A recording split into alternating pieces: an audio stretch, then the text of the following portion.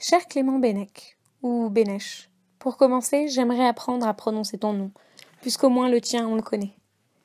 Merci d'avoir écrit L'été slovène. L'été slovène me donne envie de faire des brocantes, de flâner dans les rayons et de découvrir des objets mystérieux. Ça me donne aussi envie de vendre et de faire partager mes petits secrets à des inconnus.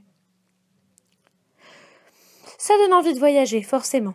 Et même si au début les éternels commentaires d'Elena m'insupportaient, j'ai fini par ressentir l'envie d'ouvrir un guide de voyage au hasard et d'apprendre par cœur chacune des anecdotes.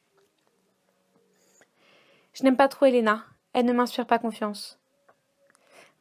En réalité, il y a un seul passage où je me suis retrouvée en elle, celui-ci. Ce soir on va à notre hôtel alors, demanda Elena. On pourra regarder un film? Magnanime, je répondis, si tu veux. Et elle sourit en applaudissant, car c'était pour elle la plus joyeuse des perspectives. J'ai envie de lire Freud grâce à toi, et j'ai déjà ressorti ta citation 3 fois. D'après Freud, l'homme ne jouit que par contraste. L'été slovène m'a fait réfléchir sur l'amour. Même si ce n'est pas un livre d'amour, j'ai bien compris. Brillant par son absence, l'amour perdu et recherché nous entraîne dans un somptueux voyage.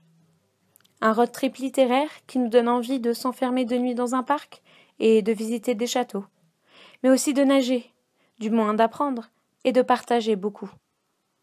Un manque de tendresse permanent, qu'on attend, qu'on croit reconnaître, mais qui disparaît. Mais l'intérêt de ton roman, Clément, n'est-il pas l'amour du personnage principal avec lui-même? Un voyage pour se découvrir et découvrir combien il est différent? Malgré tout, tu écris des choses très vraies sur l'amour. Par exemple, et je me dis, mon vieux, tu aurais beau être le plus drôle, le plus gentil, le plus intelligent, le plus doux et le plus viril, le plus à l'écoute, le plus athlétique de tous les hommes de cette planète, ce type qui drague ta copine n'en aurait pas moins la plus grande des vertus en amour, la nouveauté.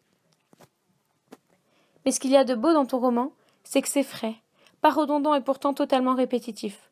Répétitif dans le fond, mais la forme change. Et quand j'ai cru être devant un récit dramatique sur les relations amoureuses sur fond de voyage en Slovénie, je me retrouve miraculeusement avec un voyage sur fond d'histoire d'amour. C'est novateur sans s'en vanter. C'est frais et dynamique. J'aime bien le mot dynamique. Il correspond bien à ce livre. Cher Clément, ton livre m'a eu. Il m'a donné envie de plein de choses et m'a fait réfléchir sur d'autres. Il m'a surprise par bien des côtés et interrogée par d'autres. Il m'a donné envie de te rencontrer aussi et de prendre un café sur une place de village déserte et ensoleillée. Bref, Clément, merci pour l'été slovène.